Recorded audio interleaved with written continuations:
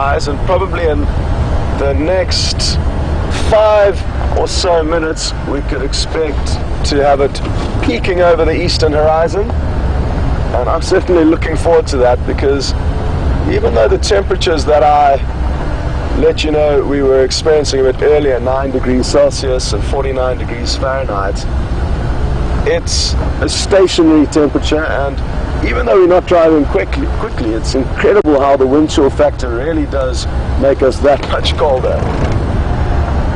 So it'll be good when the sun comes out for us, and also for a lot of the animals. They will enjoy basking in the morning sun to warm up after a chilly night out in the cold. And it often provides us with great opportunities to get up close and personal to some animals that usually would maybe fly off or run off into the bush. They can often be too cold to be bothered and just continue basking wherever they are in the sun.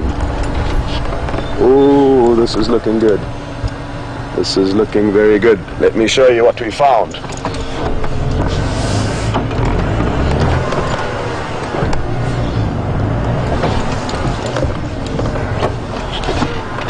Now, if you look over my right shoulder, you'll see a number of tracks on the road.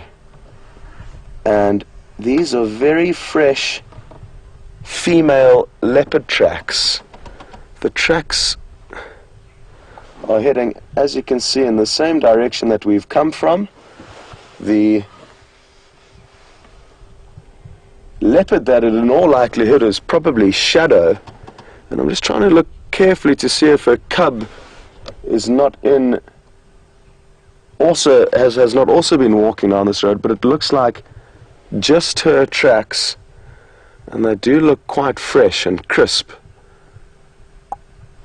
It appears like she could well have come off a termite mound, which is just behind me, before she veered back onto the road, and that's just from having looked a little bit further down her tracks. So now what we need to do is turn around and try and establish where she has gone from here. Remember, I stopped at the four-way intersection and checked quite carefully there for any tracks and didn't see any coming out. So it could mean that she veered off this road before she got to that four-way intersection.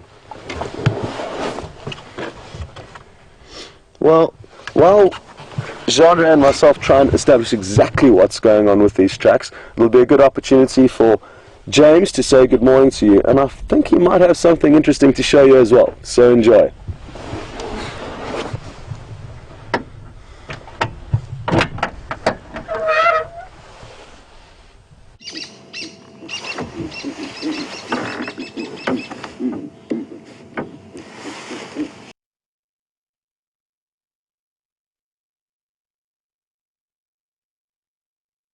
Of this drainage line, an ancient stream cutting a swath down through the middle of Djuma. You're looking at a Verreaux eagle owl calling. That's the male. There's a female just behind, being mobbed by a whole bunch of Retz's helmet shrikes. Used to be known as red-billed helmet shrikes. Now they're called Retz's.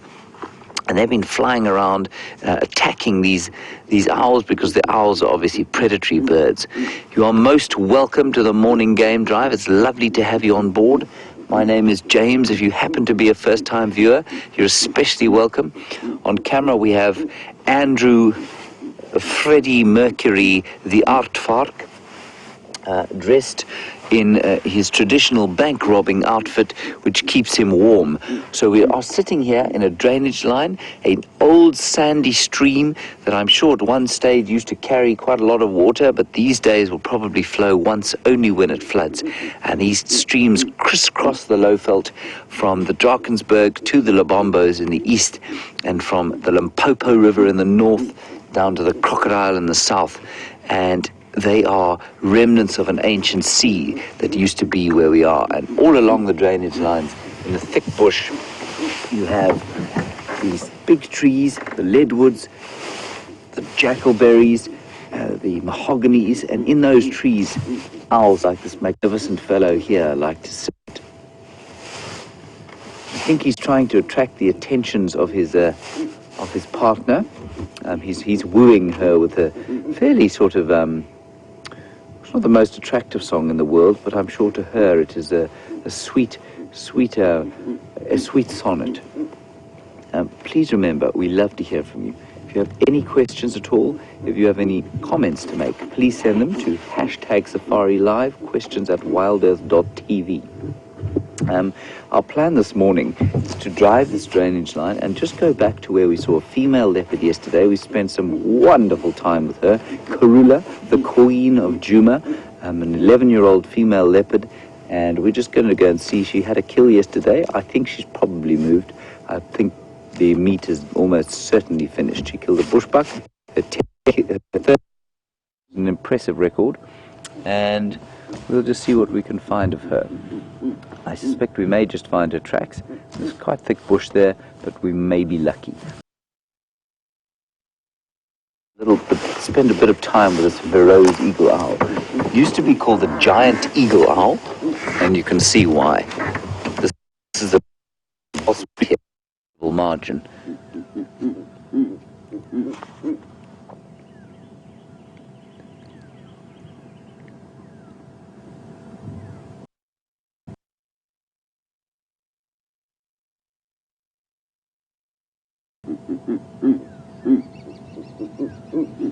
They're both calling now. I think that's the male.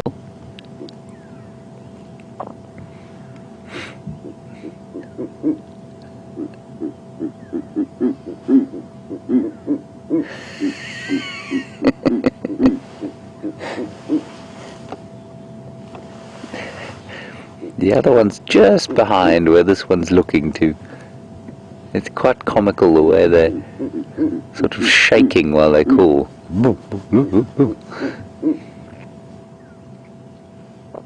It's almost like they're having a bit of a lover's tiff. No, that's always what you said. No, it's not what I said. Yes, it is.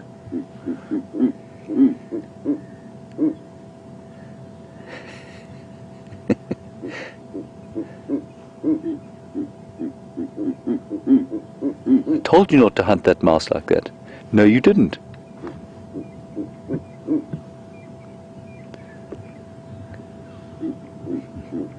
So they will spend their evenings flying about the place, almost completely silently. When one of these owls flies over the top of your head, you can barely hear it. You just hear a little bit of air movement, and it's because they've got gaps between the fibers of their feathers.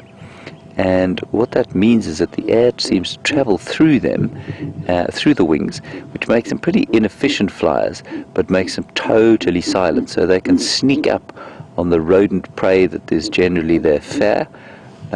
They'll take quite big things at night. I mean, scrub hares are a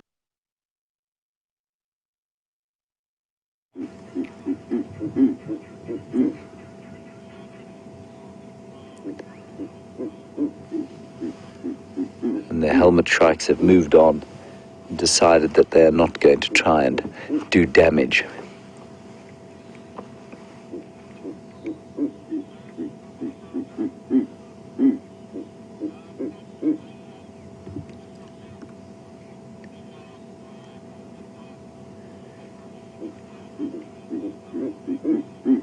It's a lovely part of the dawn chorus, this. Although it's a little bit like hearing two beginner trombone players having a dueling trombone competition.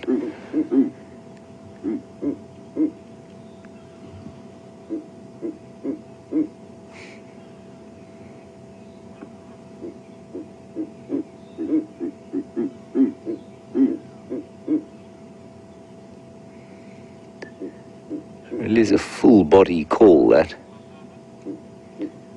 Doesn't just come from the beak.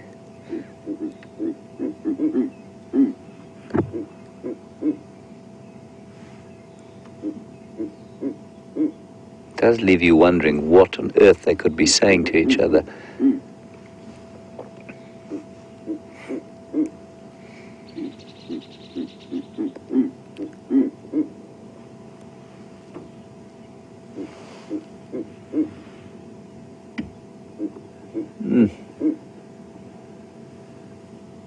The talons, the talons on that bird are roughly, say 2 inches long, 2 in front and 2 at the back.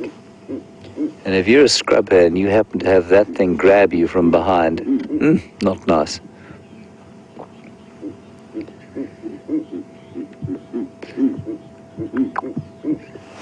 Okay, we're going to just nip back to Scott quickly. Apparently he's found an incredibly magical sunrise view.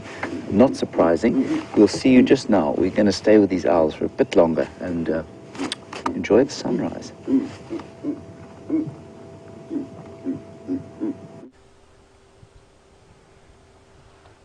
Welcome back, and it sounds like you're having a wonderful sighting with James and the owl, so I'm not going to keep you here long. But what a magical morning it is here on Djuma. We found a bit of a vista whilst tracking down this female leopard whose tracks we found a little bit earlier. We have lost the tracks, they veered off into a block, but look at this for a magical view. And I'm looking forward to the warm rays from that sun to reach us and start warming us up. It's that reddish-orange color because there's a lot of dust in the air, and that's typical of winter. And as Jean-Andre continues to zoom out, you'll notice that there are 1 or 2 little puffs of clouds in the sky, but all in all, it's going to be a beautiful, beautiful day here in the Sabi Sands, and it's good to have you all with us. But like I said, I know you're having a great sighting with James and the owl, so we are going to send you straight back over there whilst we continue to track down this leopard. Enjoy, and we'll see you all a little bit later.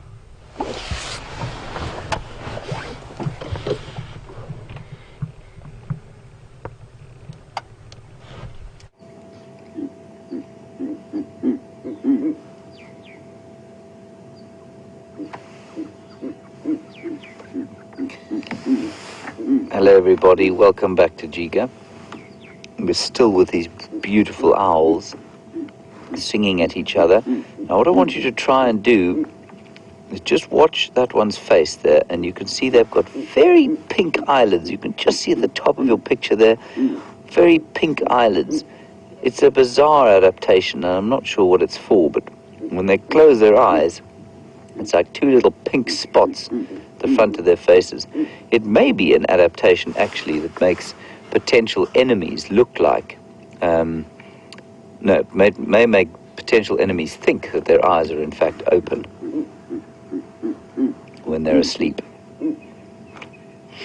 Another owl that has a similar thing is the pearl-spotted owl, which has black eye spots on the back of its head, which make it look like, when it turns its head round, it looks like it's got eyes in the back of its head. And I'm sure that's a defensive mechanism. A brown snake eagle just flew over. I think that's what you're looking at. Andrew's just identified a brown snake eagle flying over. Andrew, are you convinced it was a brown snake eagle? It looked like a small eagle, medium size. I'm most impressed.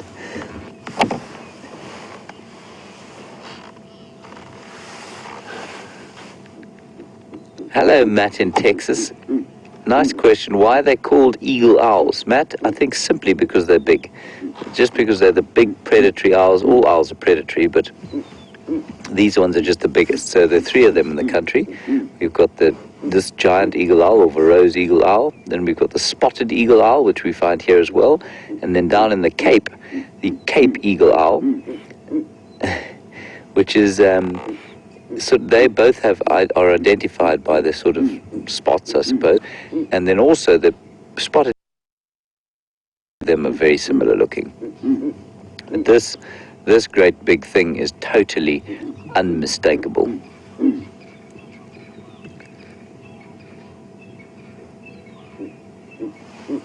Now, interestingly, when you look at it, and if you can just get in on the head as much as you can, those tufts at the top of the head that everybody thinks of as ears are not in fact ears at all. They're just sort of ear tufts. The ears are set much lower down than that, and they're offset which means that they're not in the same place. So if you were to basically, if a human had offset ears, one would be higher up than the other. And what that allows them to do is to judge distance with their ears. Because the sound is coming from different directions, and because it's sort of arriving at different places, they can judge distance very accurately from sound, which if you're hunting at night, little things like rodents is very important.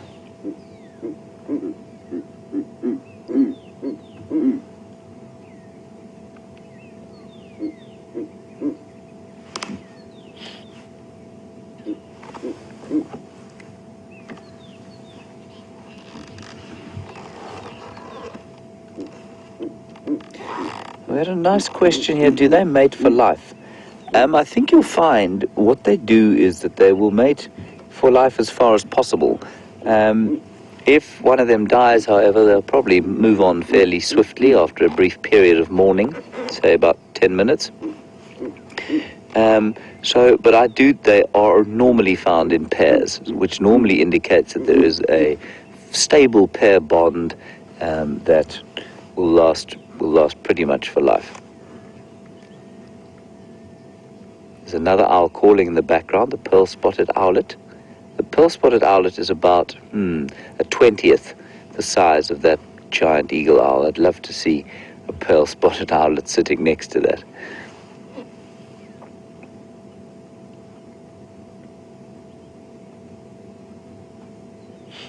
Now, I don't know if you're able to pick it up from here, but you can see that the feathers are a lot more downy, say, than those of an eagle, which is sleek and designed for high-speed flying.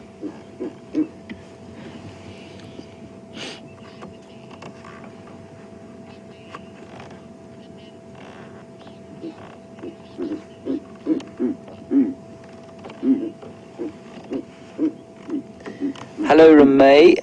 You want to know if the owls hang around during the day?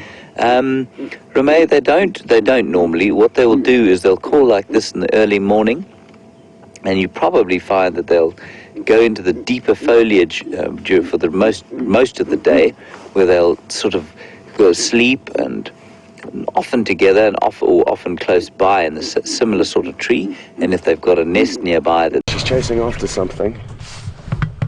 So I'm just going to stop a bit more to the right, Jandre, in the open grassy clearing, straight ahead. There we go. She was darting from side to side, which made it difficult for Jandre to know where she was. Even I was lucky to spot her there. And she's very intent in something. She's flattening herself to the ground.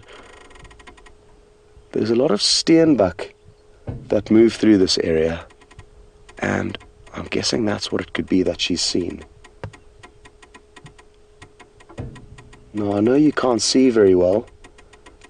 Jandre is at full zoom, but we want to try and keep our distance and not interfere in this hunt in any way.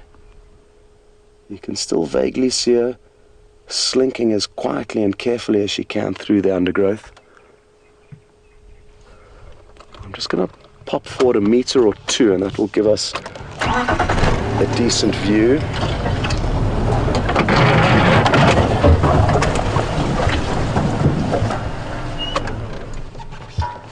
It's tricky because she's darting ahead in little spurts, so as we get her in view she disappears off a little bit, but this spot over here I think is going to be our best bet for the time being.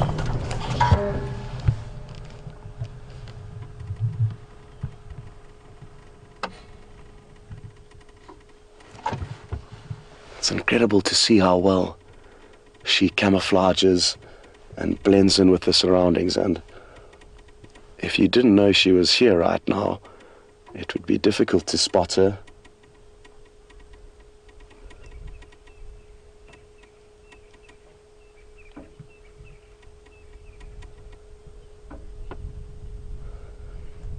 You can see how she's bobbing her head up from side to side, trying to listen as well as see whatever potential prey lies up ahead. I'm guessing the prey has been moving, judging by her behavior, she's moved quite a large distance in a very short space of time, which indicates to me that her prey could be on the move.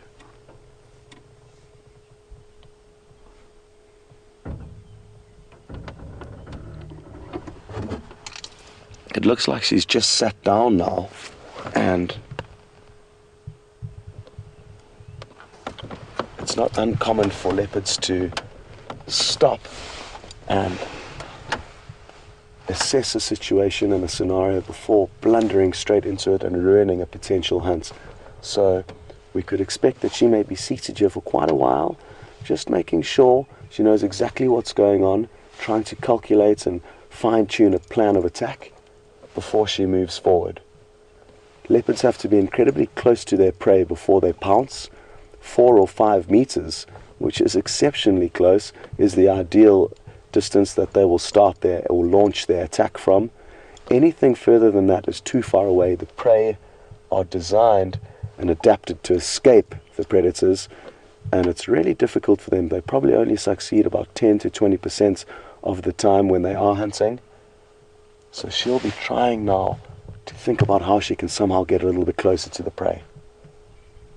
She still hasn't moved, keeping an eye on her, but she certainly is still very intent on whatever it could be that lies up ahead.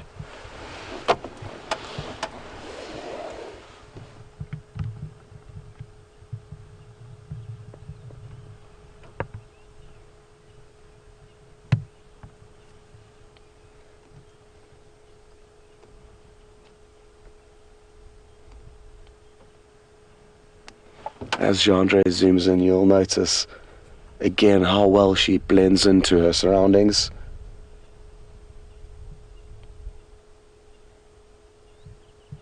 You'll also notice that there's a slight breeze. You can see the leaves and blades of grass blowing gently in the wind. The wind is blowing kind of towards us, but from right to left. So in her favor. She appears to have even flattened herself a bit closer to the ground now. These scenarios are always very tricky for us, and we want to show you as much as possible. But at the same time, we do not want to interfere and give away her position to the prey, or chase the prey away from her.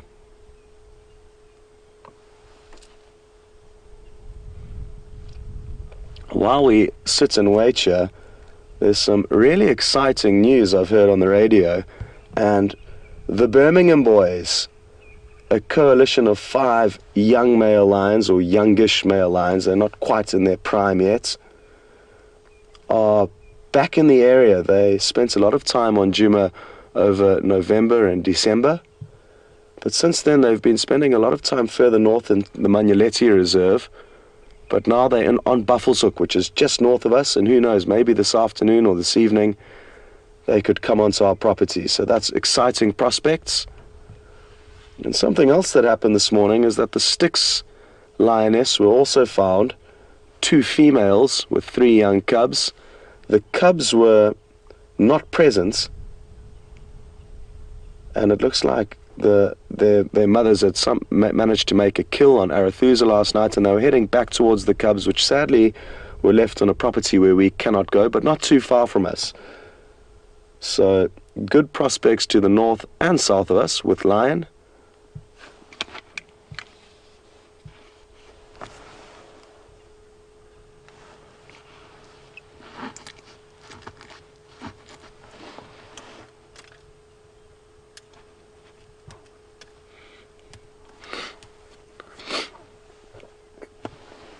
Well, we've just got a question through from Safari. Good morning and welcome on board with us. Safari would like to know whether we're on Djuma or Arethusa. And Safari is asking that question because she obviously knows that Shadow, this female leopard that we are looking at, tends to spend time on both properties, and it's only recently that she's actually started spending more time here on Djuma. So We're not entirely sure why she's spending more time here, but we believe, one theory at least, is because a dominant male called the Anderson male is pushing in to Arethusa. She runs the risk of losing her cub Sindile to that male. If that male found Sindile, he would kill him in order to release Shadow of her responsibility of raising him, and that way he could mate with her. So I think that's why she's pushing further east towards Djuma, away from where the Anderson male is putting pressure on Tingana, which is her cub's father. And it's great for us. We're certainly enjoying having her on Djuma more often, and we tend to find her in the same area around Impala Plains. I'm just going to creep forward a meter or two because she seems to have stopped completely.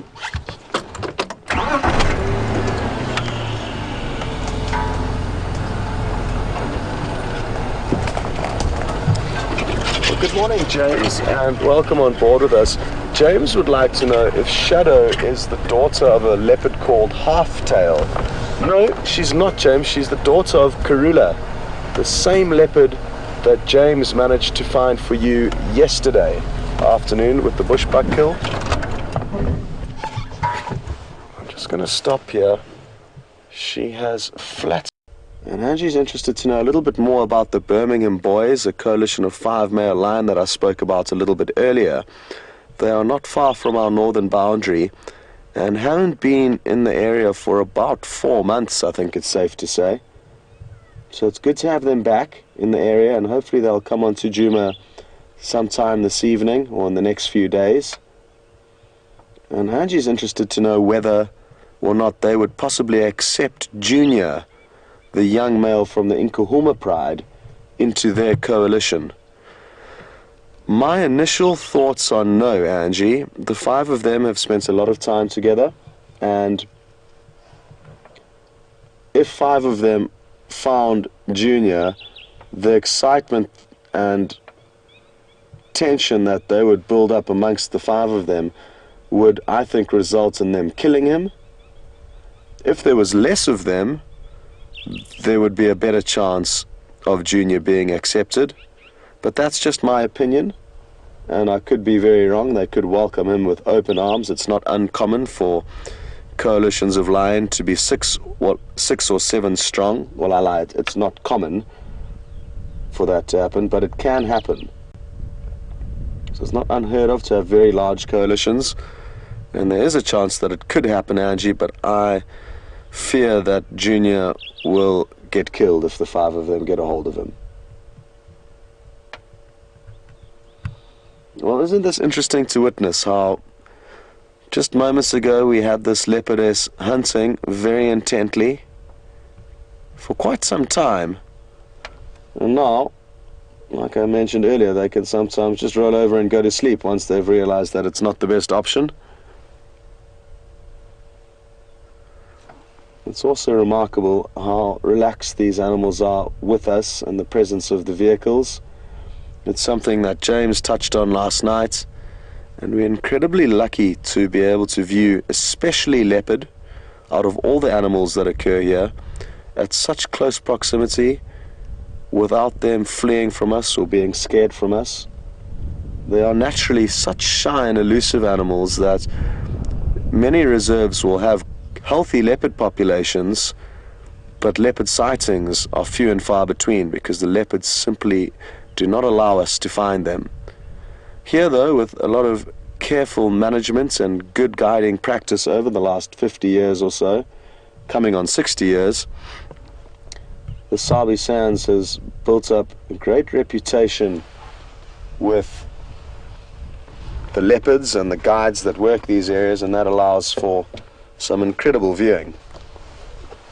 We're probably only about 5 meters from this leopard at the moment, the same distance that she would need to be in before she would pounce on any potential prey.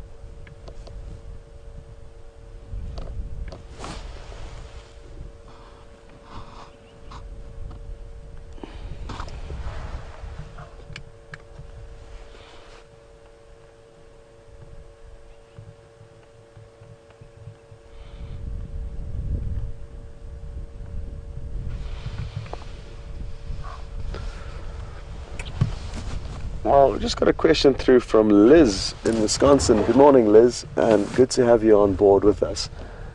Liz is interested to know, despite how habituated the leopard are in this area, in terms of our impact on them, can they hear us? Can they smell us? Yes, Liz, they certainly can hear us and smell us if the wind is in the right direction. But the thing is, they know our sounds and they associate the noises that we make as a kind of neutral noise. It doesn't mean they have to be scared. It doesn't mean there's potential food. We've fitted into this ecosystem in a very strange position where we're almost invisible. Even though we can make a noise, it's of no concern or no relevance to her. So she can most certainly hear us, and she would have heard our vehicle long before we found her this morning. She's having a quick look at us now. Almost perfect timing, you could say. As we're talking about what she can and can't share, she may be having some thoughts of her own. But Liz, as we continue the Safari Live shows, take notes of when we often arrive into a sighting when lion or leopard may be sleeping. They sometimes don't even lift up their head to acknowledge us that we've arrived. And that goes to show that just from hearing us, they know exactly what we are. We don't mean any trouble, and they can continue sleeping without even opening an eye.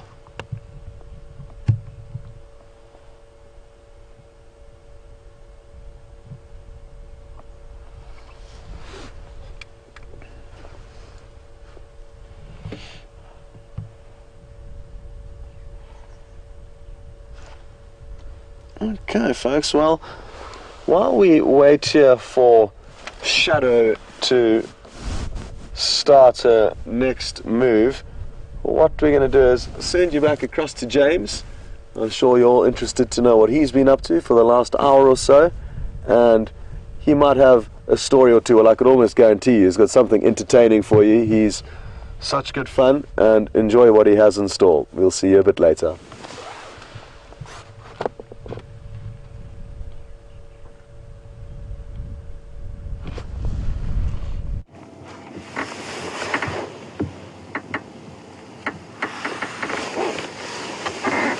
Hello everybody, welcome back to Giga. Sorry about the issues we've been having. Nothing we can do out here. I just had a fascinating interaction. We found Karula's tracks coming basically from the westish over there, going east, and then we drove the boundary and they didn't come across the boundary. So I've just been for a walk through this block here while you were down probably boiling your kettles or having your evening meals or having your breakfast, depending on where you are in the world. And I heard some squirrels alarm calling, and so I walked towards them, and 2 hyenas exploded out of the ground, and I'm not sure what they were doing there. But interestingly, one of them ran off, but the other just lurked. And I stopped looking for them, and I kept looking around for leopard tracks and seeing what I could find.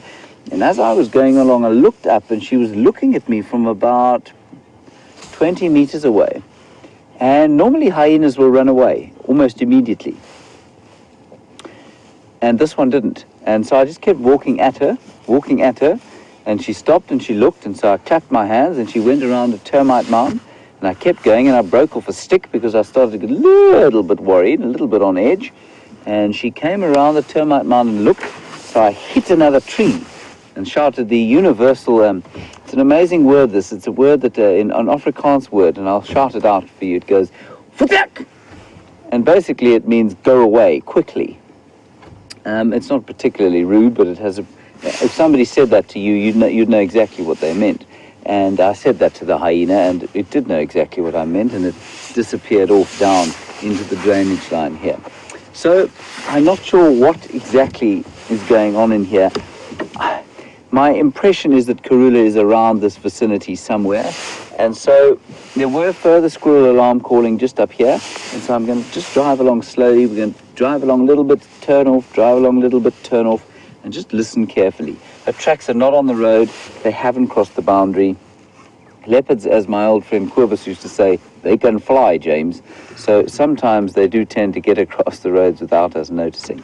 But I don't know. I get the impression she's around here. Maybe not. Let's see. At least you've had a wonderful time with Scott. I believe he was reduced to narrating the leopard's hunt to you, which must have been an interesting experience for all concerned.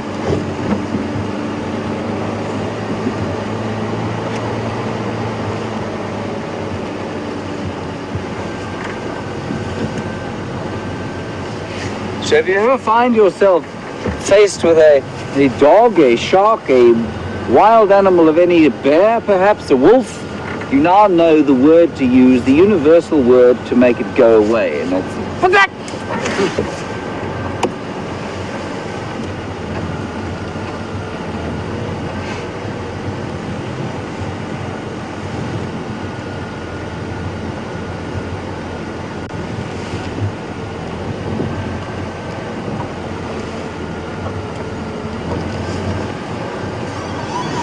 Hello, Rudy in California. We're just going to stop here while I answer your question and look around and have a listen.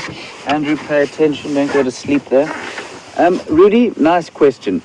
When we go tracking in the mornings, do we go to where we've last seen the animal and try and follow up from there, or will we just try and pick up fresh tracks somewhere else? Depends on the animal, depends on the situation. So with Karula, that was exactly what we did. We came to where we last saw her and tried to follow from there. A leopard will move quite a distance at night, and so, yeah, I was always kind of suspicious that I thought we'd find her tracks.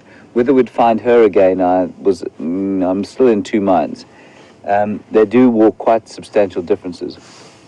With something like a lion pride, yeah, to go to where they were before, if you know they've eaten, then, like, in fact, 2 days ago, exactly like what they did with the Kahuma pride, we know they were fat, so you can just go to where they left off. You do start to be quite intuitive about it and try and see. So if they haven't eaten and they were on the move, like they were last night, for example, you'll start being quite intuitive. So you don't start off where you left them. You'll go around to where you think they may have gone and see if you can pick up the tracks and work your way back to where you last saw them. Because of the distances they move at night. Now remember, when you're tracking something, you're moving much more slowly than the animal that's actually walking, unless you're a serious expert. You can do it with a rhino. Rhino are quite easy to track, and that's one of their problems in the great fight against poaching, is that they're pretty easy to find. If you find their tracks on a road, they leave a very obvious path through the grass, more so than elephants do, which is because elephants pick their feet up and rhino tend to just drag their feet. But leopards and lions, obviously, much more difficult to see the tracks, so it's a much slower following process. And, you know, we've got 3 hours on a game drive like this. If the leopard walked past here 2 hours ago, even an hour ago, the chances of us catching up with her by following track for track are actually quite small, unless she stopped to kill something. If she's been walking, if she carries on walking, we'll never catch her until, you know, in that time frame. Nice question, Rudy. Thank you. I can't hear the squirrels around here have stopped alarm calling now, but we'll keep driving slowly along here.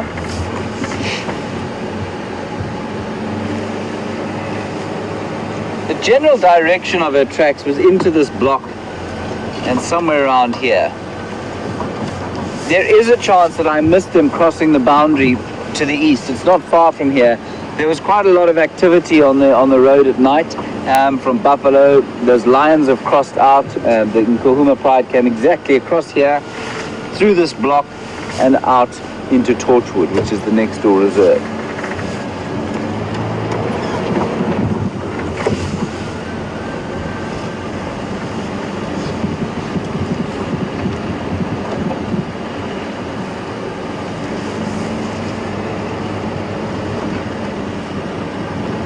So our next obvious port of call, while we're searching in the tops of the trees, is going to be Buffels Hook Waterhole.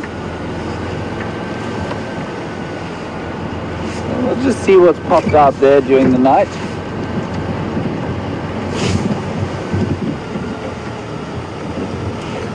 Here are tracks of those two hyenas. I'd like to see those cheeky things again.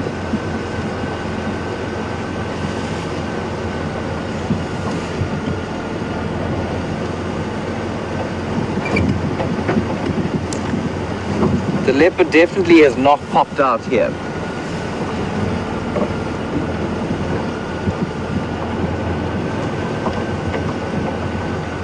Yesterday, VM spotted a lurking in the top of that tree, and you get very stuck on looking at the tracks, and you walk along with the tracks and drive along and look under the bushes, and sometimes they can be sitting just above you.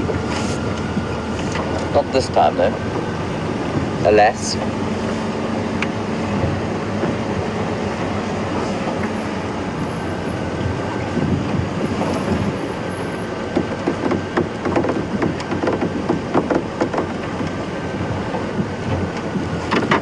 Andrew, do you see any tracks? The negative.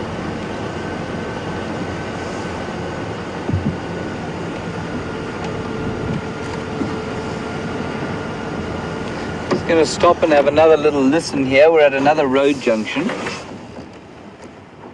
I'll just be quiet for the next 10 seconds or so.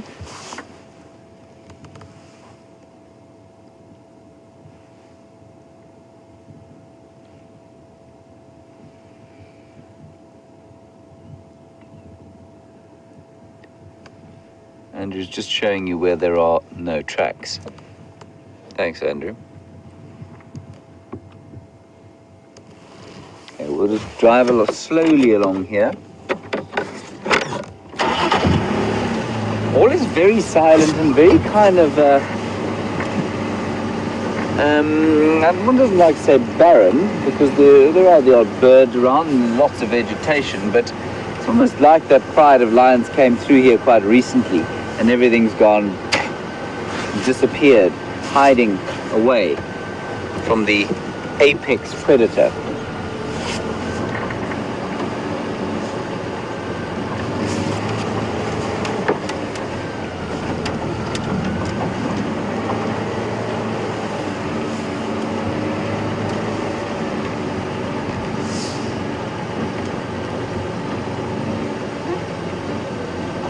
Hello, Sandy in Indiana. You want to know if we have fire ants here? We don't have fire ants, not in the same way that South America has them. We do have hundreds of species of ants, though. Most of them, a lot of them actually eat termites. And I witnessed once an amazing battle going on where, in fact, it was between two colonies of ants, one red and one black. It was amazing to see. And the black ants were, no, the red ants were raiding the black ants' nest. And the red ants basically went down into the nest, and they were, while there was a battle royal going on outside with the red soldiers giving the black soldiers a horrible pasting, the red workers were going down into the black ant nest, taking out their eggs and wandering off to their own nest, carrying them on their backs, protected by flanks of soldiers. It was a fantastic thing to see, and ants play an enormously important part in the ecology, role in the ecology of this area, as do the termites. And yes, there are lots of them, but they're nothing quite as vicious as the fire ant. I'll see if I can find some. They don't tend to be nearly as obvious as the termites.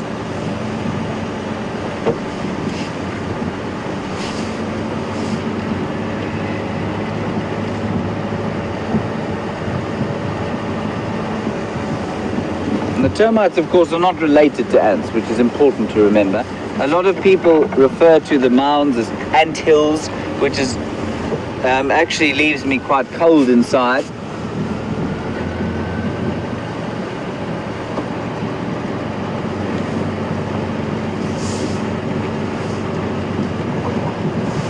Hello, Billy Joe.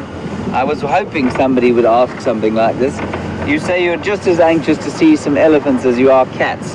That's basically why I'm heading towards Buffelshoek Dam. Yesterday, Scott had, while you were off air, Scott had a wonderful herd of about 20 around about this time of the day, and they can tend to be quite habitual, certainly for a few days at a time, and I'm rather hoping they will be perhaps coming down to drink fairly soon. But yes, I would love to see some elephants. We had a big cat day yesterday, and some ellies will be wonderful.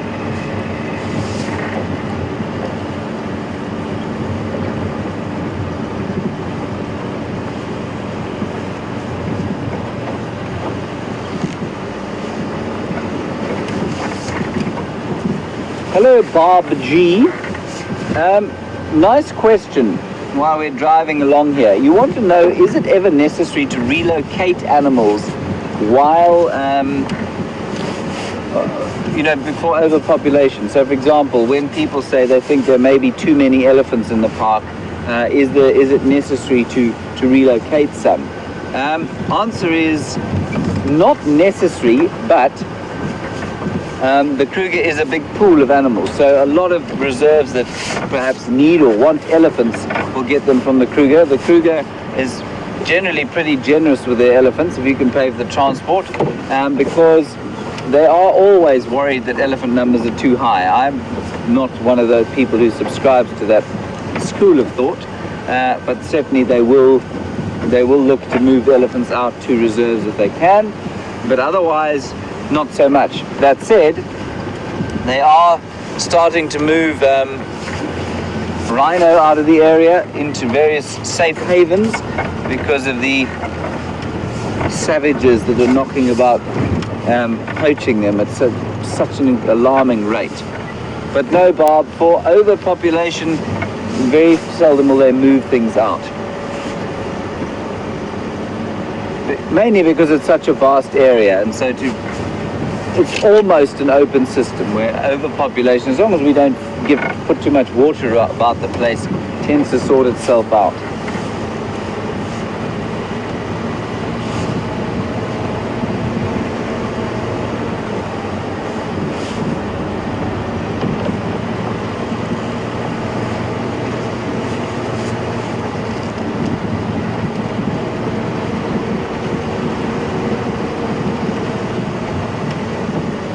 Now this is pretty good elephant country, and if you just quickly give me a look here.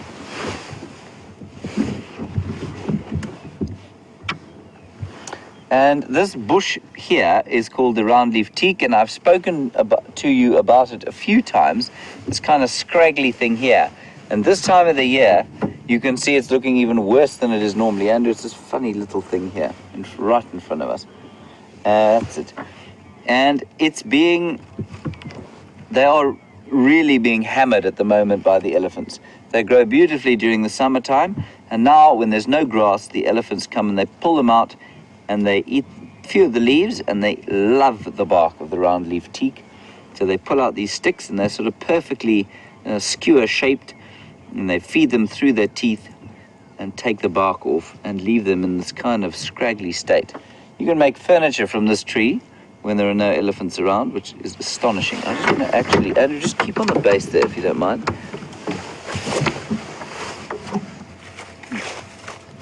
Andrew, how many plants do you think you're looking at?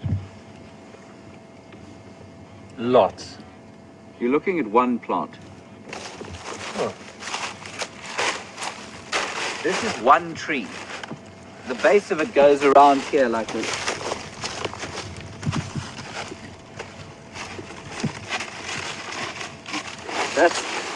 That's one rootstock, and it shows the incredible ability of the tree to regenerate itself. This whole thing here is one rootstock, one Pterocarpus Pterocarpus rotundifolius tree, and you can just see how the elephants have totally modified its shape.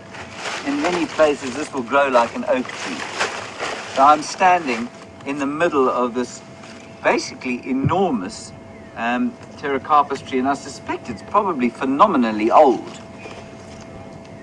Much older than we think it is. And very difficult to age, obviously, because the number of rings in this stick will be particularly impossible to find. Now, Andrew, we are going to test this to see what the elephants find so magnificent. Here's your piece. Here's mine. You may chew on the end of that. Thank you, sir. We've done this with acacia trees. We tried it with guarri trees, which are disgusting, and the elephants don't eat them.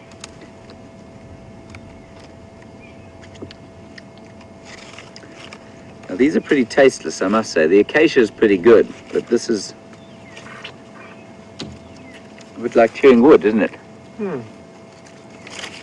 Oh, not bad. Not quite up to the acacia standard, but much better than a guarri.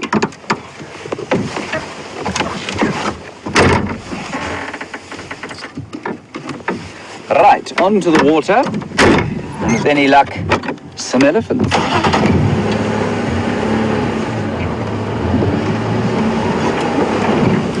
And on our way to the elephants, we are going to go back to Shadow and see what she's up to. We'll see you a little bit later.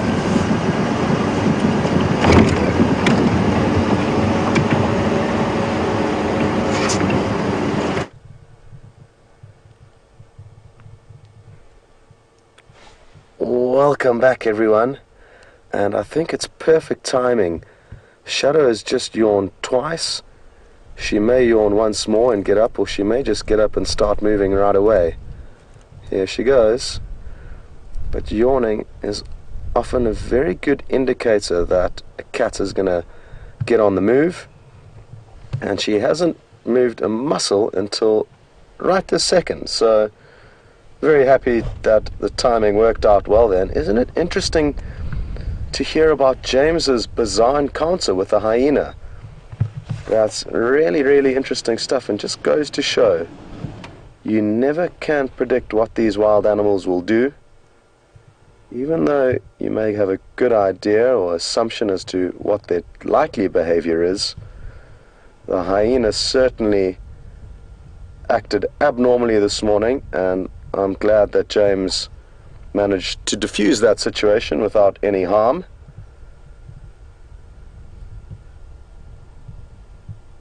Look at her tail flicking in excitement.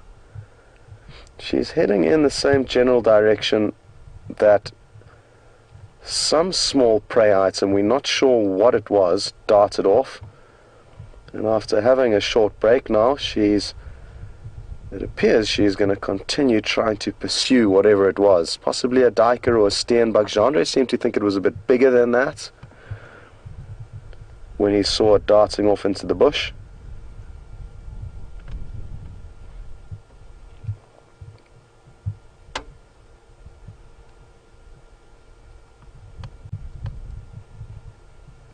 Thankfully, we're quite close to a road, Zoe's road, and it'll be interesting to see whether she decides to continue moving along the road when she gets to it, but her general direction is east, which means she'll in all likelihood cross straight over it into some more relatively thick vegetation.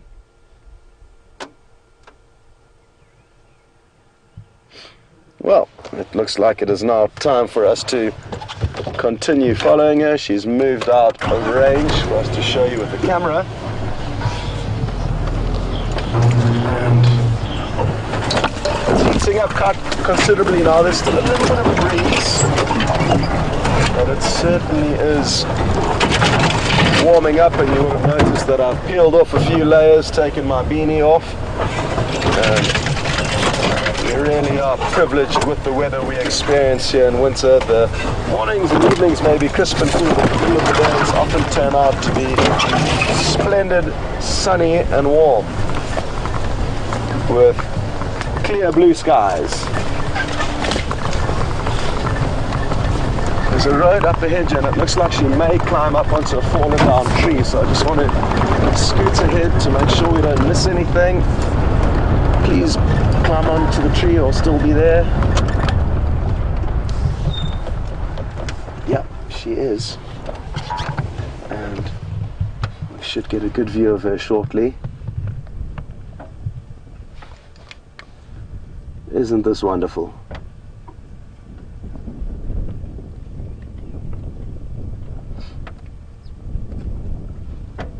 And it's now 16 degrees or 62 degrees Fahrenheit, so that gives you an idea of how the temperature is increasing. It was only 9 degrees earlier this morning, or 49 degrees Fahrenheit. And now she's coming straight towards us.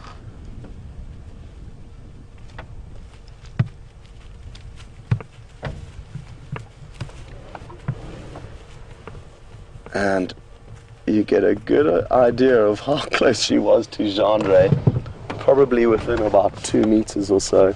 And what a privilege it is to be able to view leopards at such close proximity. I see she has veered down the road, and thankfully, for the time being, we may be able to enjoy some visuals of her out in the open, but she tends to not spend too much time on roads, this lady. She often likes to do her moving through the thick and bushy blocks.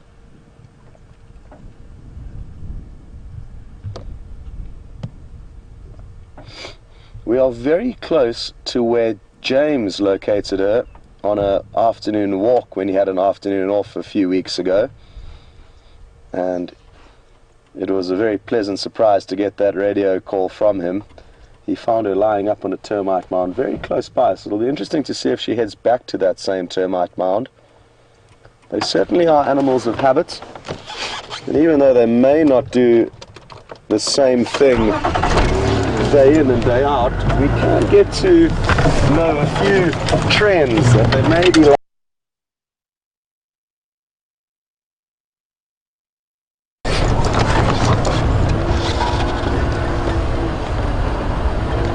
She's popped up onto another termite mound, not the one where James found her, and we're just going to find a little gap. We'll be able to see her. That should work. And again, she's making the most of these small vantage points to try and get a better idea of where her prey could be hiding.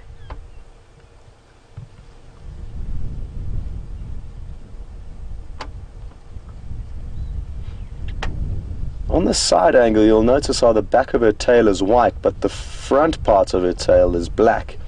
Now, that's very important because from a camouflage perspective, anything that she's pursuing will see the black, more camouflaged portion, whereas that white tip will typically be followed by her cubs when they are small and need something to keep them focused on their mother as she moves through the bush, and that way they can follow her without losing her.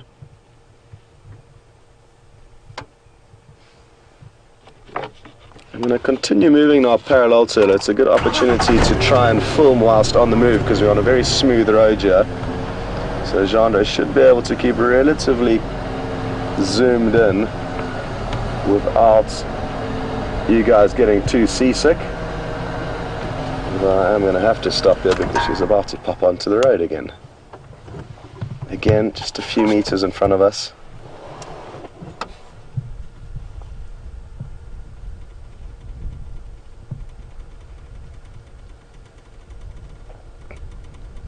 It's an interesting trait that I think she's picked up from her mother, how she holds her tail high like that when she's walking. And Karula, her mother, performs the same little maneuver. It really does make for a great view, especially if you side on when they're curling their tail up like that.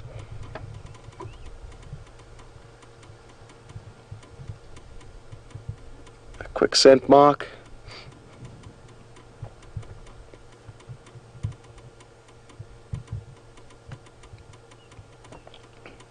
It's also interesting to note, talking about Karula, her mother, how this leopard is now pushing into her mother's territory, and it's not uncommon for young female leopards to oust their mother from their territory. They are younger and in better shape than their mother, who's becoming older, and that allows them to force themselves into their territory if need be.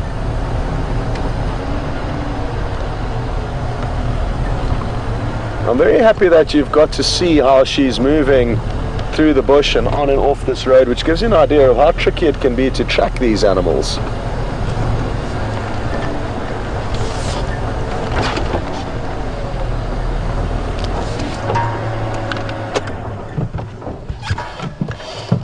Just going to stop here again and see what her next move is. She appears to be zigzagging.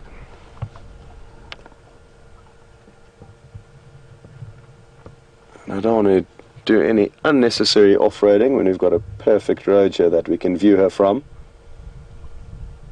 But I'm not sure how long that luxury is going to last, considering the direction she's now mobile in.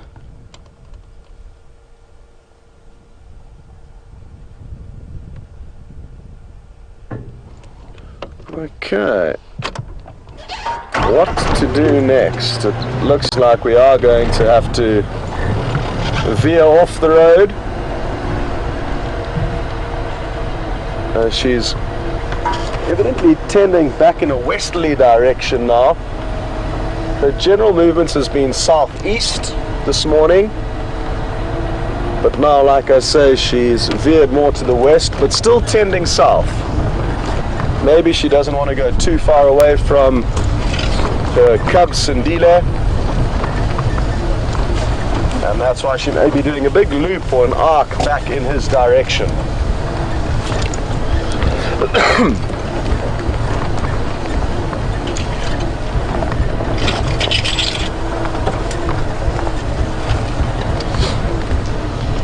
Well, good morning, Elizabeth, and good to have you with us. Elizabeth's interested to know the size difference between Karula and Shadow, so between a mother and a daughter. I think that they're very similar sizes, but that's just my own personal opinion. And the one difference that I have noticed is that Shadow has got a very snubby snout, quite a short snout, whereas Karula's is a little bit longer than hers.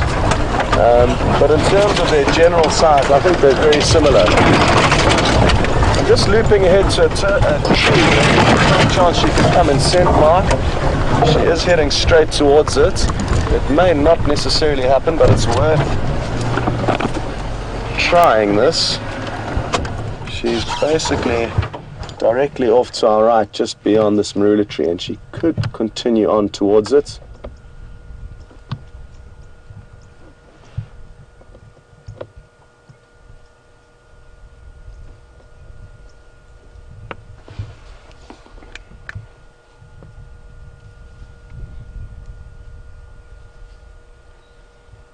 She's heard something here, but I'm not too sure what it is.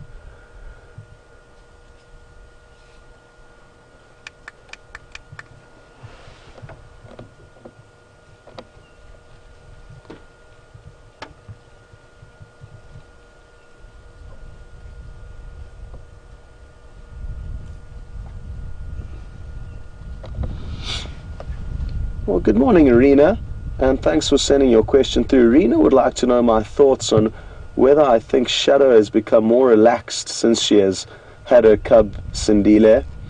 And I've spent very little time with her over the past, so it's difficult for me to have a very insightful answer, but judging from what I've heard, she did used to be a little bit more shy of the vehicles.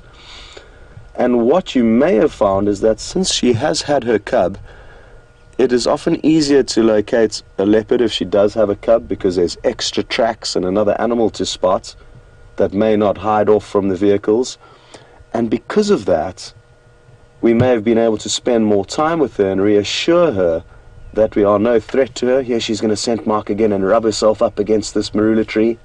Beautiful.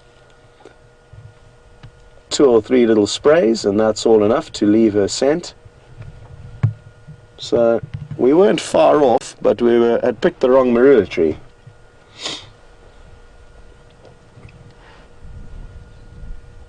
Good question, though, Rena, and judging from her current behavior, I think she is completely habituated and relaxed with the vehicles, and that is something that can change over time, and it does appear like her mood and behavior towards vehicles has become more relaxed, which is great.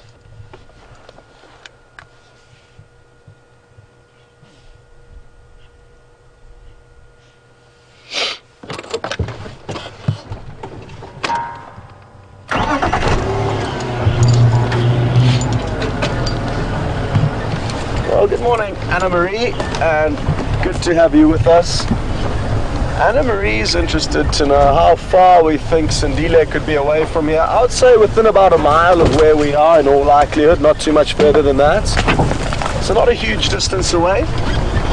And she's also interested to know how old will Sandile be when he begins to join Shadow on the hunt.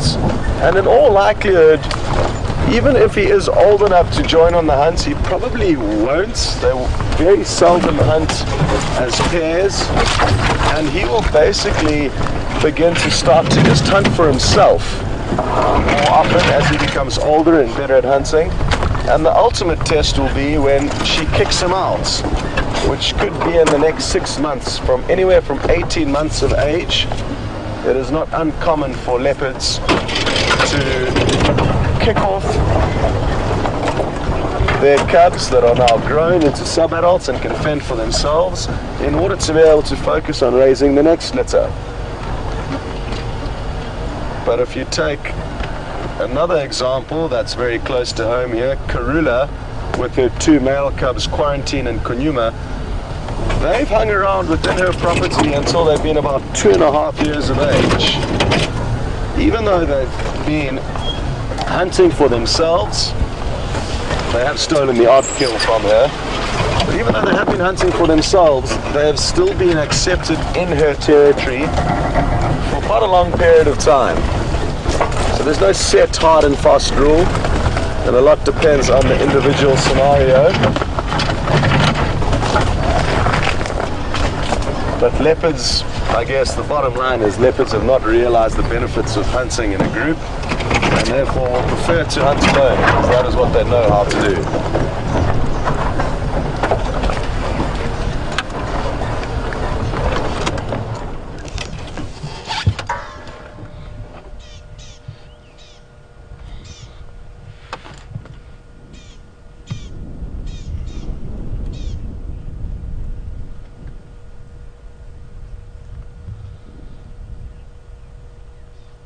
Well, morning, Edward, and to everyone that's sending questions through, a huge thank you, and apologies if we haven't got to your question. We've got to keep trying. There's lots of people sending questions through, so I do apologize for that. Edward would like to know whether leopards will use the same suffocating technique like lions would use in order to kill their prey. And yes, that's their number one move. They will latch onto their prey and then bite down on their throats in order to suffocate them. And for those of you who were watching yesterday, you would have actually been lucky enough to see the puncture wounds and bite marks on the bushbuck's neck from where Karula did suffocate it. So unlike lion, who can sometimes be big enough and strong enough to paralyze prey or kill prey by breaking their back, leopard are typically not of the same size and power in order to be able to do that. Wild dog, on the other hand, don't worry about suffocating their prey. They simply tear it to pieces once they've caught it. So you do not want to be caught and killed by a wild dog. It's not a good way to go. I would much prefer a lion or a leopard to deal with me. Hyena can often also be the same when they do hunt. They don't necessarily kill their prey by suffocation, but they kill it by tearing it to pieces.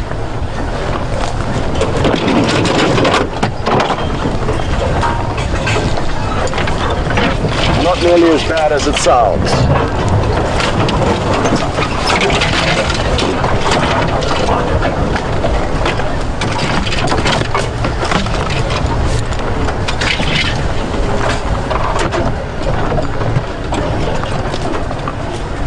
Well, we've just got a question through from Halal Bonner, and she was just mentioning the same thing about the difference of being killed by a hyena or wild dog.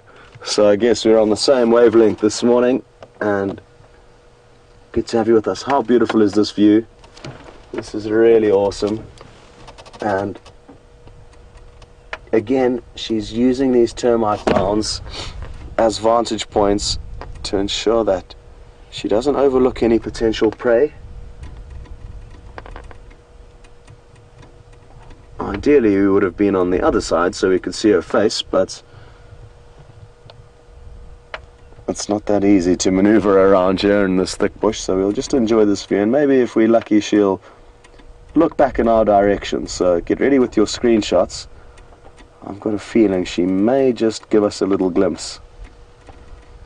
Although with this backlighting, it's wonderful to see all the whiskers and eyebrow hairs.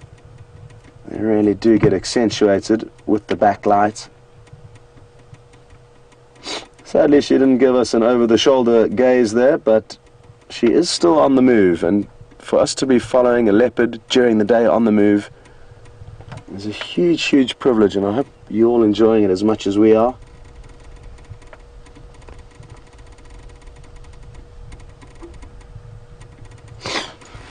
I personally love the views of the leopard as they're disappearing through quite thick vegetation, and almost prefer it to having them out in the open. I'm not sure exactly why, but I guess it just tells the story a little bit better potentially. It gives you a good idea of how thick it is, and also allows you to imagine what it would be like to be one of their prey items getting hunted down.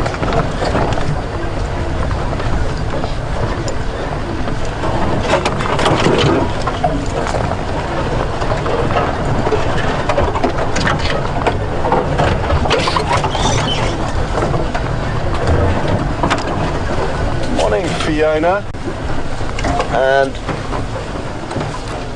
I hope you're enjoying this. Well, I'm sure you are, and Fiona's interested to know how often can the leopards spray as they scent mark, and I've seen them doing it fairly constantly, about every 200 meters or so when they are going at it full speed. So they can do it quite a lot, and thankfully for the animals of this area, there's quite a lot of water around. Even though it's very dry now, there can be a lot of water for them to drink from. So they've got no problem topping up at the various water holes. And it's only a few very fine mists that they will spray each time they scent mark.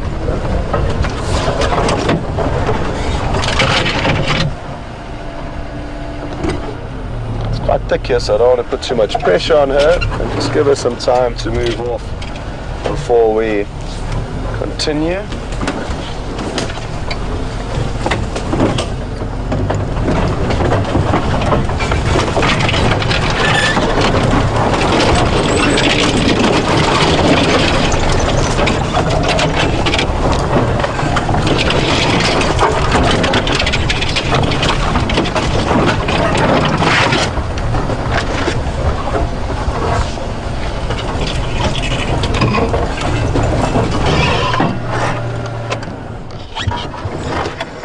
Got a few questions through from Charlene and Verreaux, and they're interested to know if I've heard her making any contact calls to call Sindile in the last few moments, and actually no, we haven't, and I've never heard her doing it. I have, however, heard Sindile responding to her contact calls, and we were really privileged with a great sighting of them reuniting after being left apart. We had managed to find him alone, and he had been treed by hyena.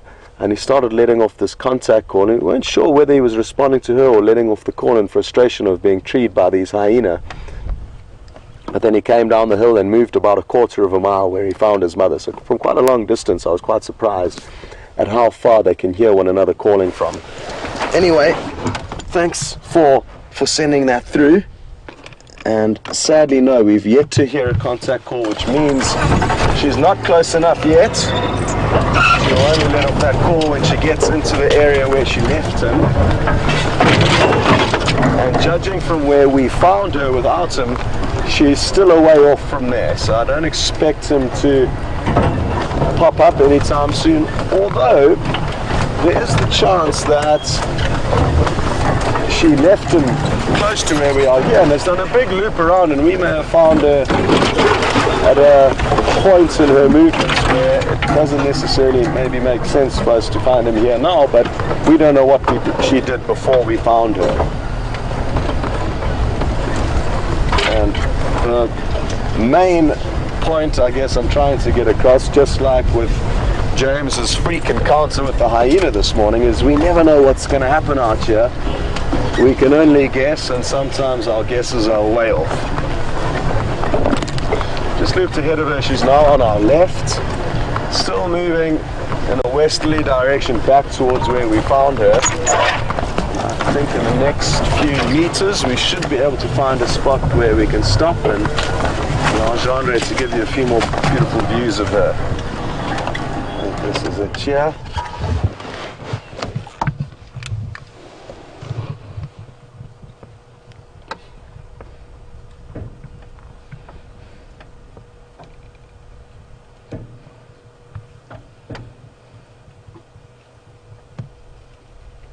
Morning, Kathleen, and good to have you with us. Kathleen's interested to know how many leopard are in the Kruger Park area, and I would hazard a guess at around 3,000. But I'm not too sure on the most current statistics or surveys done. They're very difficult animals to monitor because in areas unlike the Sabi Sands, which is the majority of the Kruger National Parks, the leopards will be very, very shy and nervous and may live a life that is not followed by humans.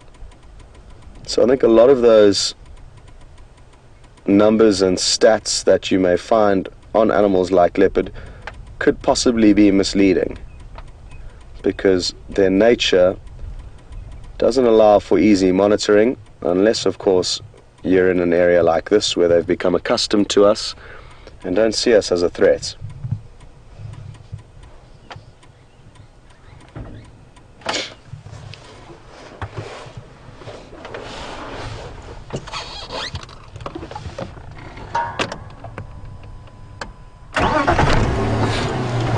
Wonderful. This is really a great way to be spending a safari with you, and it's been quite some time since I've managed to spend this long with the leopard. It's also important to bear in mind that we've been the only vehicle here, which makes for a more intimate sighting, I guess, and allows us to always be in pole position without allowing other vehicles to take turns to see. So we have let everyone know on the radio, but with the Birmingham boys up in the north, the coalition of 5 male lions, as well as a male cheetah that was found up there, a lot of the vehicles have headed off in that direction, which has left us in peace with shadow.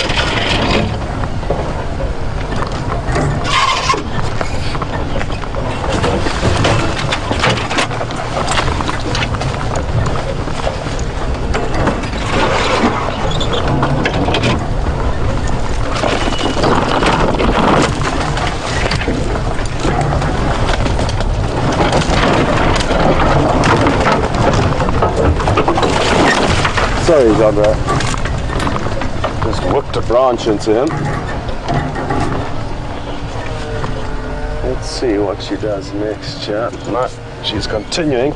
There's a large termite mound. I want to try and get onto the right side of it. Again, it's a gamble, but if she does go up it, it will make for a spectacular view. And this time I'm going to make sure to have the sun in our advantage.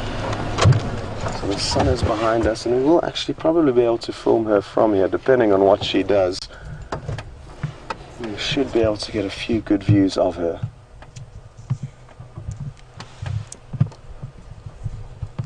We are quite close to a big open clearing where it's not uncommon to see large herds of impala, so there could also be some potential prey here for her.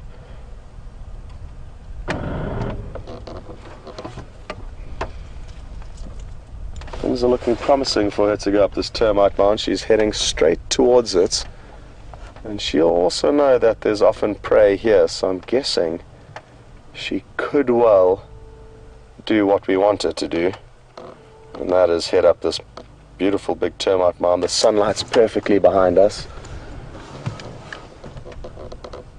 Come on.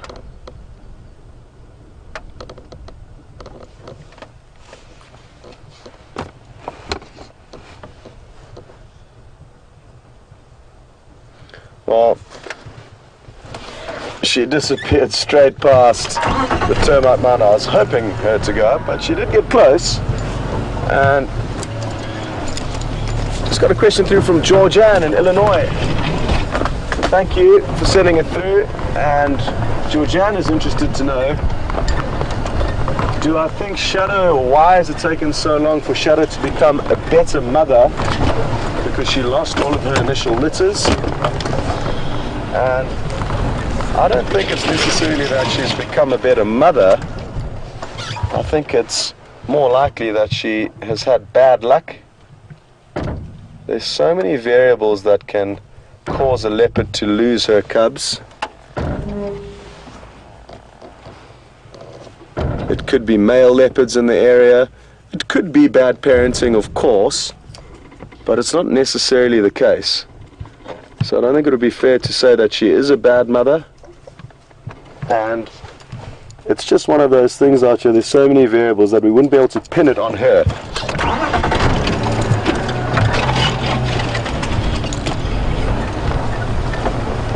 John, would you mind trying to pull that antenna up there?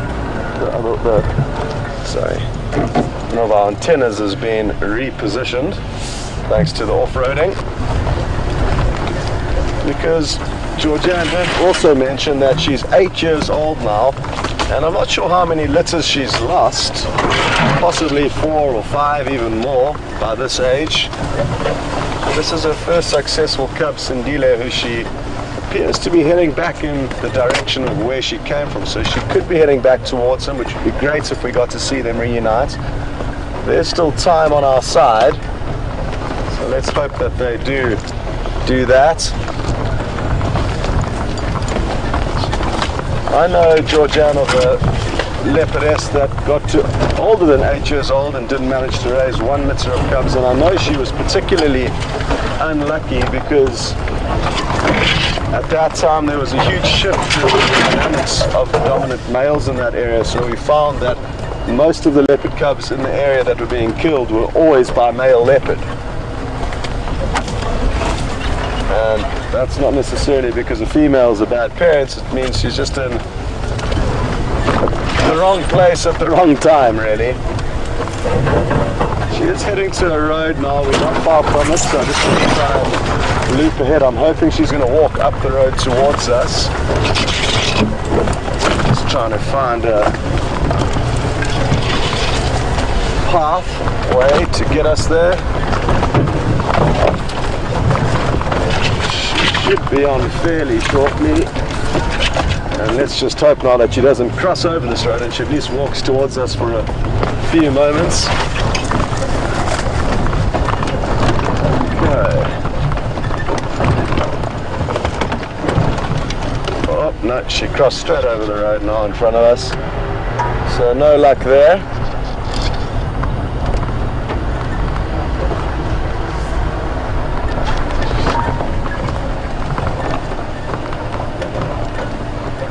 Give a quick update on the Game Drive channel to keep everyone in the loop as to what's going on. The station's shadows just crossed west over Pilot Plains now, a couple hundred meters north of Balanatis. General movement's west.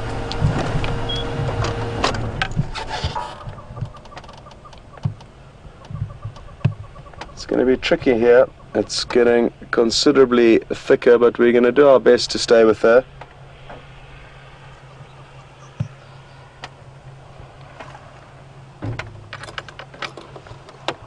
It's just about trying to decide which pathway to take, which is never really an easy decision, but I'm sure we'll make a plan.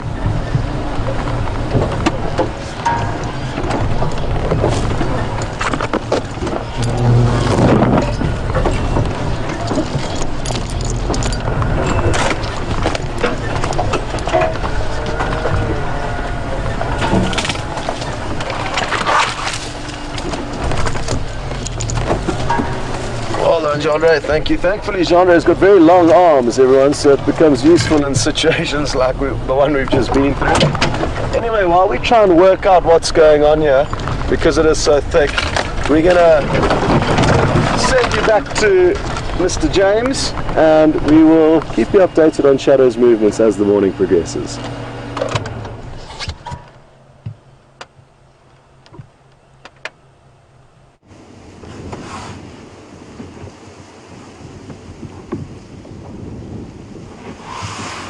Hi everybody, we've come towards Djuma Waterhole, having driven the expanse of the eastern and southern boundaries and found one giraffe highly mobile into the next door reserve, and that's about all. But there's a huge herd of zebra over there, and so we're going to go and have a look at them.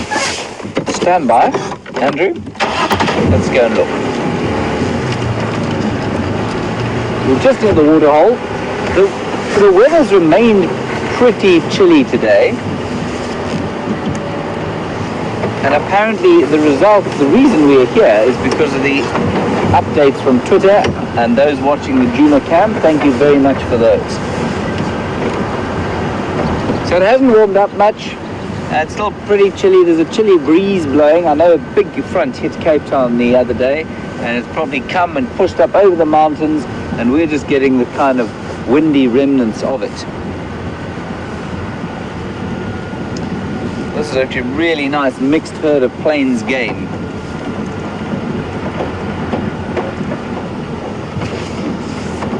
Beautiful zebra, a couple of wildebeest and lots of impalas. Just going to get up a little bit here so that we can get the sun behind them. At least.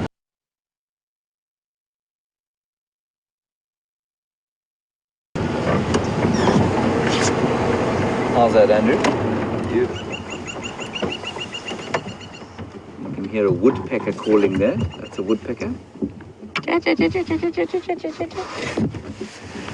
And so that kind of expectancy of the early morning has dissipated into this much more peaceful mid-morning atmosphere.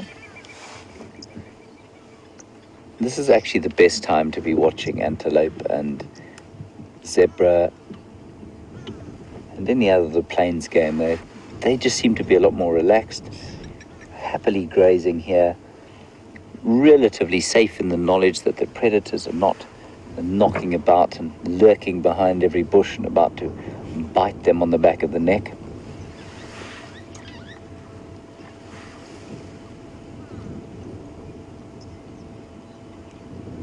And you'll find that they hang around together like this mainly in order to sort of gain vigilance, support. You do hear fangled theories about them eating different lengths of grass and therefore the benefits that they have to hang around with each other. So apparently the zebra will eat slightly longer grass than the wildebeest, and so the wildebeest will go behind the zebra and eat that grass. But I think when there are only 3 wildebeest and that many zebra, I don't think it makes huge difference.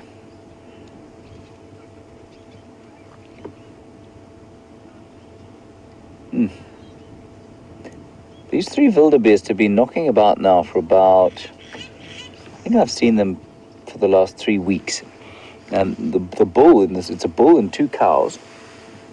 And when I tried to, they mark they've got little glands in between their hooves, and they mark territory with those glands. And I tried to go and smell just after he'd been marking on an area, and I couldn't pick any smell up, unfortunately. But I'm hoping that this will be the nucleus of a little wildebeest population. The wildebeest do tend to struggle here, especially when they're produced youngsters. The lions tend to hammer them all within sort of very few days. And because their numbers are not over a critical number, it tends to really hammer the population.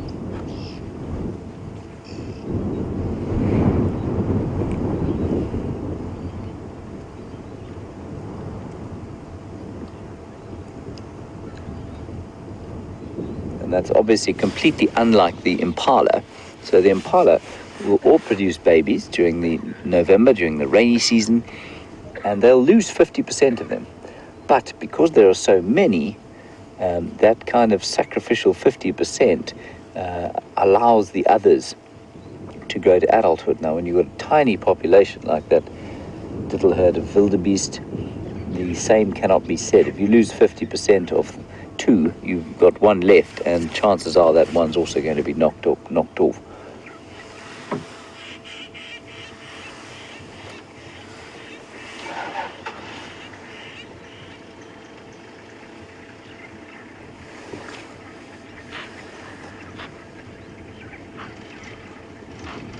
Some of the rams are still full of testosterone. You can see there's one ram there, and he's calling. I don't know if you can hear him.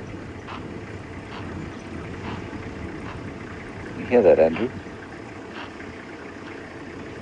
See him snorting through his nostrils, and he's just herding his females and youngsters into a group. That is, of course, a complete waste of time because all of the females will be pregnant. Morning. How's it going? Yes. Hi there.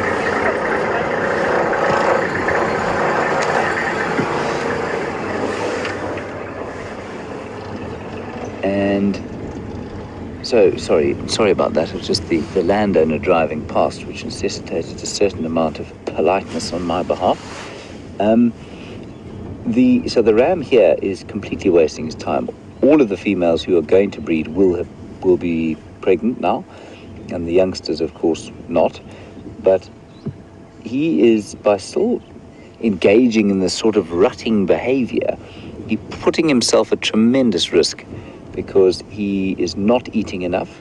He won't be nearly as vigilant for predators as he should be, so he's at real risk. And it's interesting, there are 1 or 2 males who still sort of trying to herd their females, and I think it's probably an abnormal sort of amount of testosterone in them that makes them do that. Many of the others have started to form their little bachelor groups, which is a far more sort of stable arrangement for the rest of the year.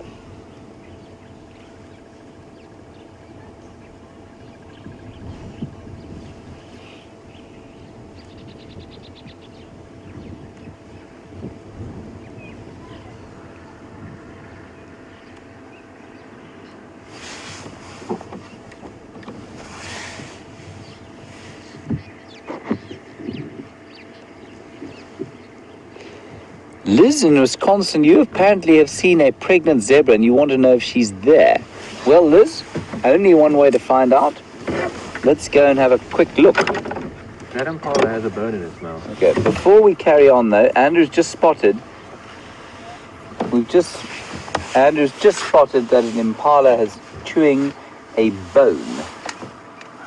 And absolutely, impala will definitely chew bones.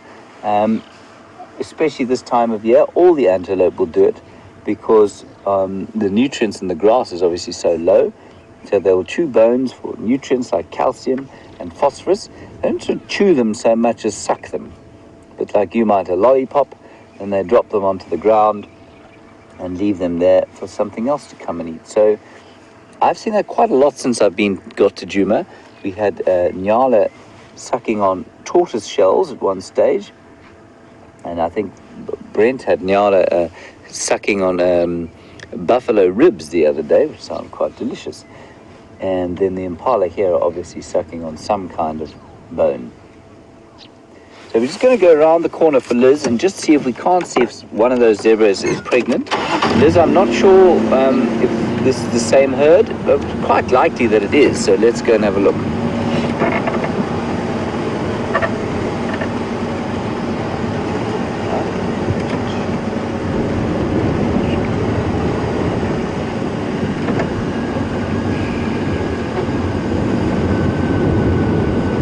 Right, let's have a look from left to right, Andrew. Let us get in on the bellies and have a look-see.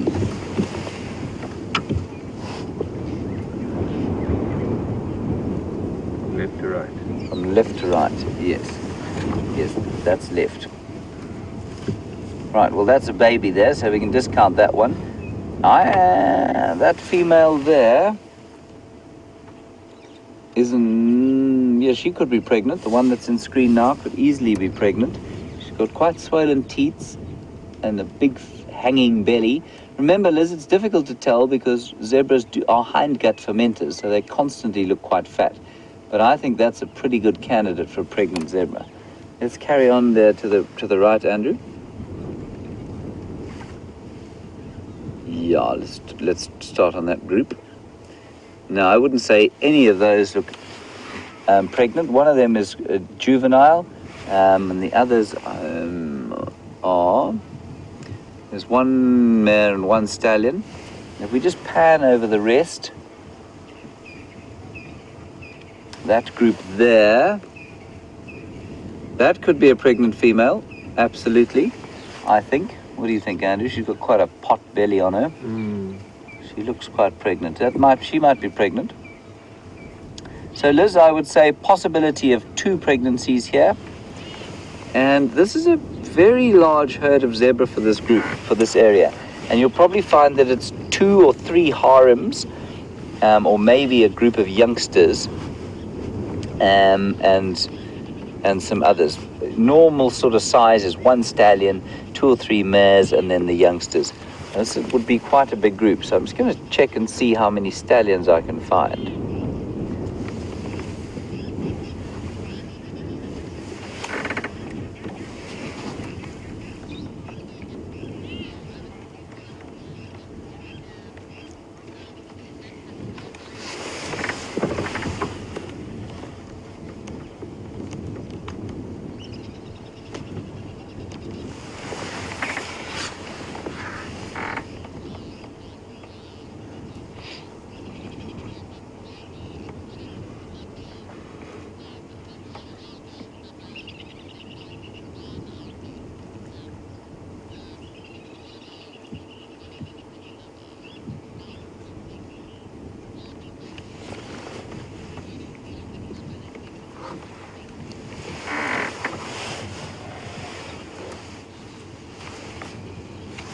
Right, so thank you very much to Mark and Sandy, our 2 faithful zoomies.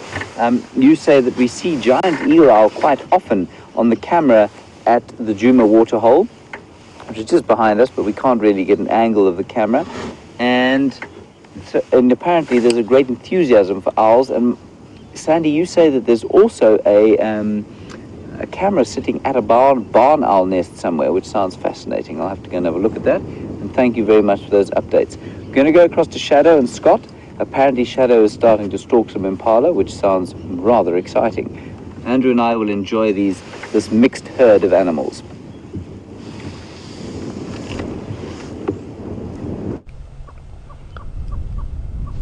Welcome back, everyone, and it sounds like you've just come from a really beautiful scene with all that game at Verreaux Dam.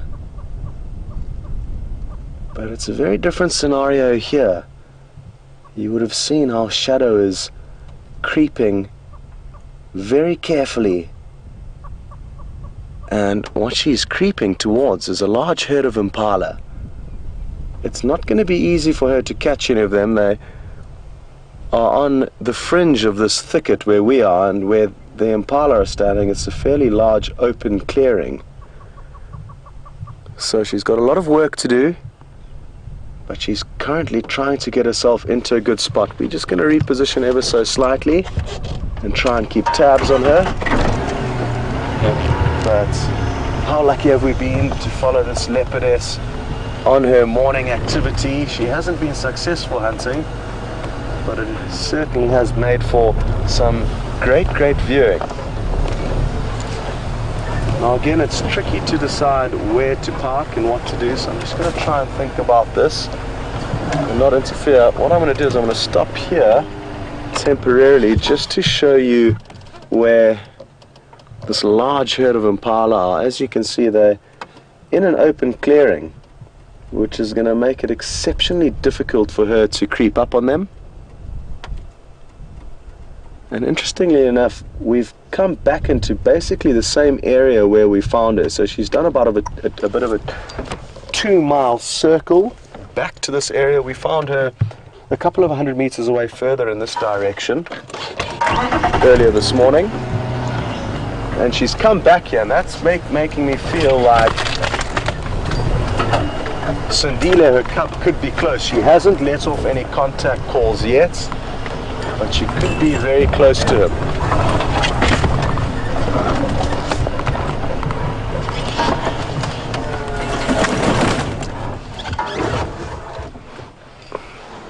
You can see now she's found a nice shady spot. It is heating up considerably, and from this position she can monitor the impala.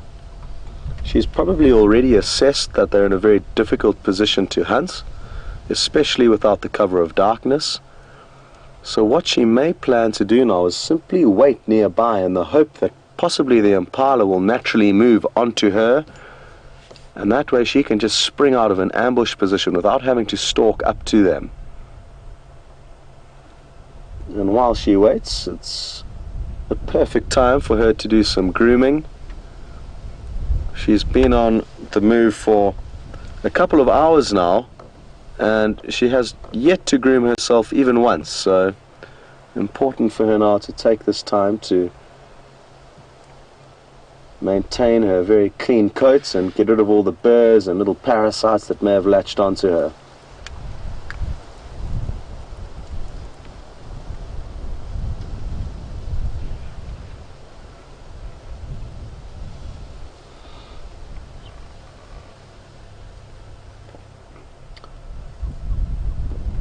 Just got a question through from Halal Bonner, and it's a good one. Thanks for sending it through.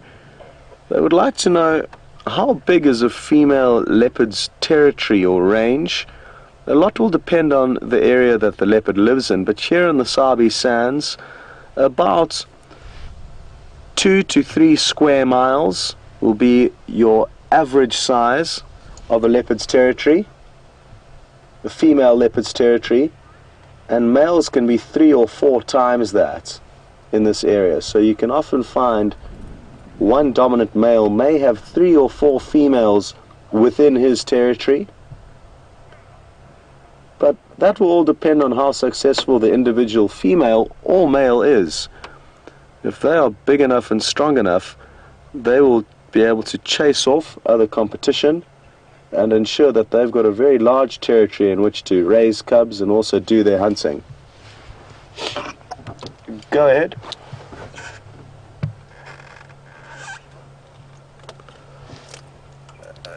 Ephraim, I'm currently probably 100 meters from Triple M, close to the open clearings just south of the power lines. So we're south of the power lines and still east, about 100 meters east of Triple M. I think I can hear your audio. Sorry guys, I'm just trying to call Ephraim into the sighting.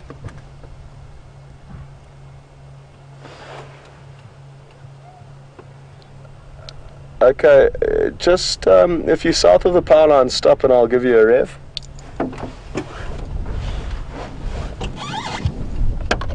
So what I'm going to do is I'm just going to start up the vehicle and give a little bit of an engine rev, and that way Ephraim, who's nearby, will be able to hopefully hear us and that way know exactly where we are.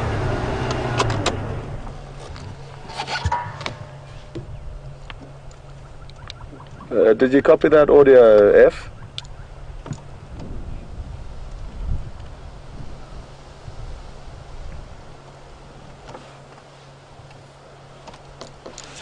Okay, copy. When you see those jackalberries south of the power lines, we're just south of those 2 jackalberries.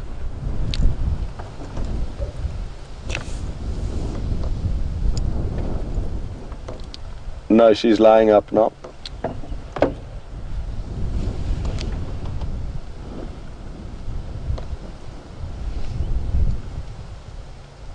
Sorry about that, but it's really important for us to help out the fellow guides and make sure we share as much of these beautiful sightings as we can with everyone.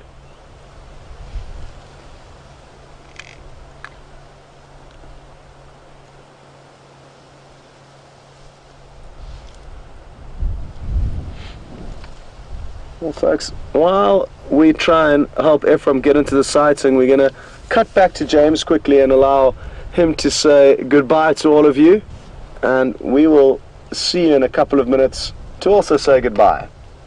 See you later.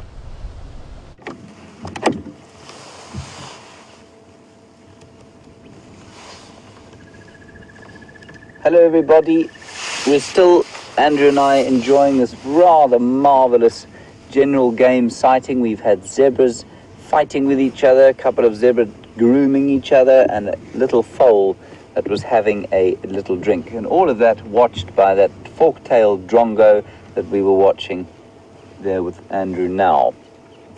Now, ladies and gentlemen, boys and girls, guests of distinction, Andrew is going on leave for 2 weeks, and so we won't see him for a little while. And just while you consider the terrible news that Andrew is taking a holiday, Laura in Michigan, you want to know, do zebra have is there a purpose to the mane? Excellent question. Is there a purpose to a horse's mane? Yes, I suppose there is. I mean, there's sort of fly resistance in some ways, but a zebra's mane is completely different from a horse's, so I actually couldn't tell you. I suspect it has something to do with the way it moves. You see how it stands up like that? It probably is a sort of follow-on effect from the stripes, which tend to confuse predators, and I suspect it's got something to do with that. They do swish from side to side when the zebras are sort of shaking away flies, but it's an interesting one. I think I'll have to do a bit of research on it. My guess is that they would be sort of a continuum of the stripes.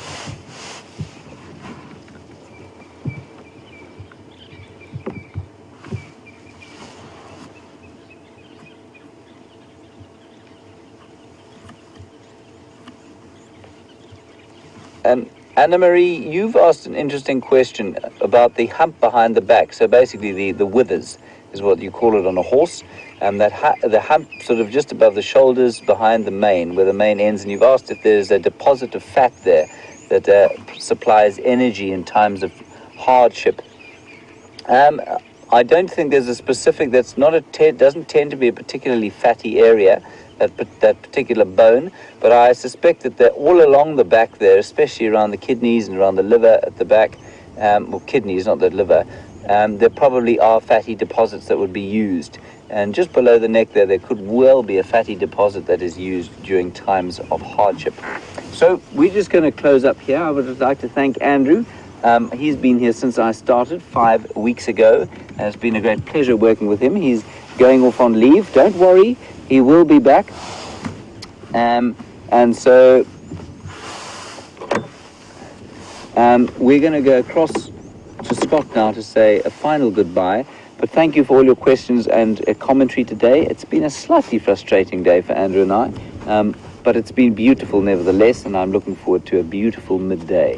Thank you to the control room as well, Nikki and Tara, and Scott and Bryan on the other vehicle, and we'll see you later.